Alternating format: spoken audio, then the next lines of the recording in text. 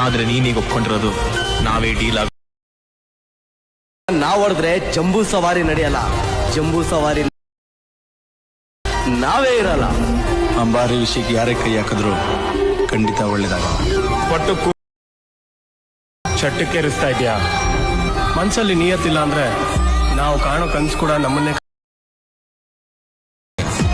ರಾಜ್ಯನಿಗೆಲ್ಲ ತಾಕತ್ತಿರ್ಬೇಕು, ಯುದ್ಧ ಮಾಡೋಕೆ ಅಂತ ನಿಂತ ಮೇಲೆ